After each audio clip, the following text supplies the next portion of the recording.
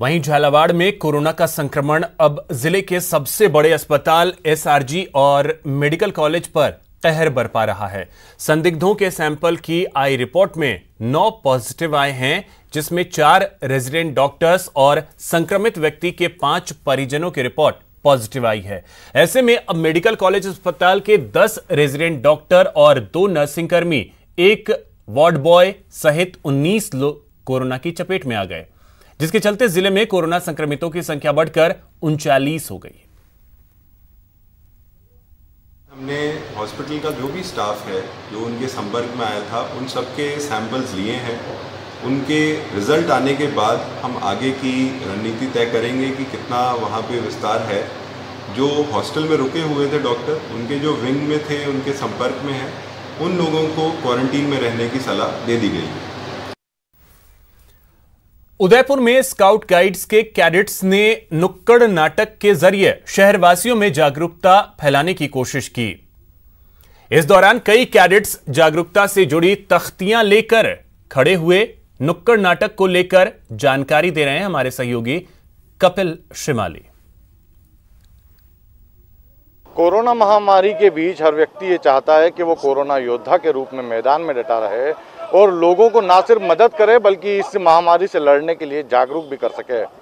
इसी बीच में scout and guides के कैडेट्स ने आज उदयपुर में जागरूकता कार्यक्रम शुरू किया, जो कि नुक्कड़ नाटक के रूप में पूरे शहर में दिखाया जा रहा है। आप देखिए, हम इस समय सूरजपोल चौराहे पर मौजूद है और यहाँ पर कोरोना की प्रतिमूर्ति के रूप में एक स्काउट गाइड के कैडेट को तैयार किया गया है, जो कि कोरोना से लेकर जो खतरे हैं उसको लेकर आम जनता को जागरूक करने की कोशिश कर रहे हैं। इसके साथ ही चौराहों पर नुक्कड़ नाटक किए जा रहे हैं, क्योंकि सुबह का ऐसा समय है जब काफ़ी लोग जरूरी सामान खरीदने के लिए सड़कों पर निकलते हैं, तो वे इस नुक्कड़ नाटक को देखकर कोरोना से जो खतरे हैं उन्हें समझ सके और कोरोना कितना खतरनाक है इसको लेकर वे जागरूक हो सके। आप देखिए कि दूसरे जो कैडेट्स हैं वो हाथों में तख्तियां लेकर खड़े हैं और अलग अलग स्लोगन लिखे हुए हैं, जिसमें लोगों को घरों में रहने के लिए जागरूक किया जा रहा है, मास्क लगाने के लिए जागरूक किया जा रहा है, ज़्यादा से ज़्यादा साबुन से हाथ धोने के लिए जागरूक किया जा रहा है। और आप देखिए किस तरह से नुक्कड़ नाटक के मार्फत समझाया जा रहा है कि यदि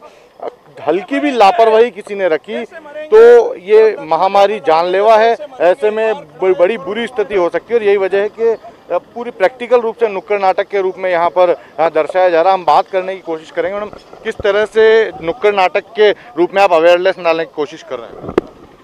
सर, इसमें है ना हम लोगों को जागरूक कर रहे हैं कि आप है ना घर से बाहर ना निकलें, हाथ धोएं, सैनिटाइजर का प्रयोग करें, मास्क लगा के बाहर निकलें, जिससे कि है ना आप और दूरी बनाए रखें, लोगों से एक दूसरे से संपर्क ना रखें, दूरी।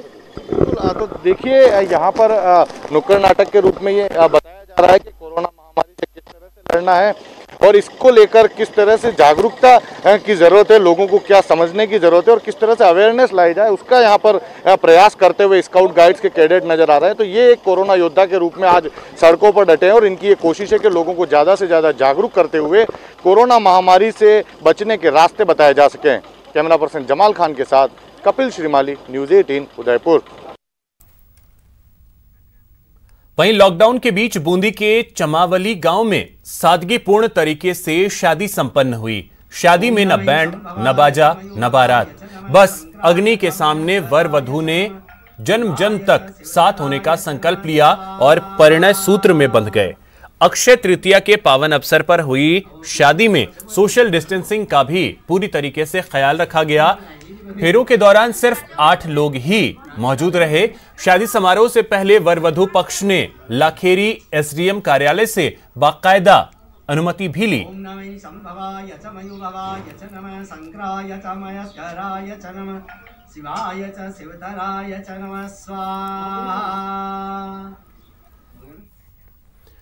बांसवाड़ा के रहने वाले एक शख्स का शव पिछले 22 दिनों से कुवैत में पड़ा हुआ है। अमर सिंह गावरिया की कुवैत में 6 अप्रैल को हार्ट अटैक से मौत हो गई थी, लेकिन लॉकडाउन के कारण शव भारत नहीं लाया जा सका है। इसको लेकर परिजनों ने जिला प्रशासन और जनप्रतिनिधियों के साथ साथ विदेश मंत्री और राज्य सरकार से भी गुहार लगाई है। अमर सिंह का बड़ा पुत्र और जिनकी डेथ कुवैत में हो गई है 6 तारीख से, अब तक भारत सरकार ने कोई कार्रवाई नहीं की है। और मैं ये चाहता हूँ कि मेरे पापा की डेड बॉडी लास्ट में इंडिया आ जाए और इंडियन रीति रिवाज से उनको अंतिम संस्कार हो, और मेरा परिवार, मेरी माँ, मेरी बहन उनको एक बार देखना चाहते हैं। पूरा के निवासी द्वारा निवेदन है कि यहाँ पर जो कुवैत में अमर सिंह भाई की जो डेथ हो चुकी है, उनकी बॉडी के लिए कागजी कार्रवाई वहाँ पर कुवैत में भी पूरी हो चुकी है, और यहाँ गोपालपुरा की तरफ से भी कलेक्टर द्वारा व एसडीएम द्वारा परमिशन लेकर विदेश मंत्रालय से भी लेटर मिल चुका है, और किसी कारणवश वहाँ बॉडी रुकी हुई है। तो ग्रामीणों द्वारा निवेदन है कि भारत सरकार पहल कर इस बॉडी को इंडिया तक भिजवाने का कष्ट करे, ताकि परिवार उनके अंतिम दर्शन कर सके। सीकर जिले के नीमका थाना के रायपुर मोड़ इलाके के रहने वाले 29 साल के कोरोना पॉजिटिव युवक की जयपुर में इलाज के दौरान मौत हो गई, जिसके बाद मृतक के घर स्वास्थ्य विभाग की टीम ने पहुंचकर सर्वे और जांच के साथ सैनिटाइज करने का काम शुरू कर दिया है। बताया जा रहा है कि मृतक युवक HIV से पीड़ित था और जयपुर में भर्ती होने से पहले वह कपिल अस्पताल, नीमका थाना व सीकर के कल्याण अस्पताल में भी भर्ती रहा था। फिलहाल प्रशासन ने मृतक के घर के आसपास 1 किलोमीटर के दायरे में कर्फ्यू लगा दिया है।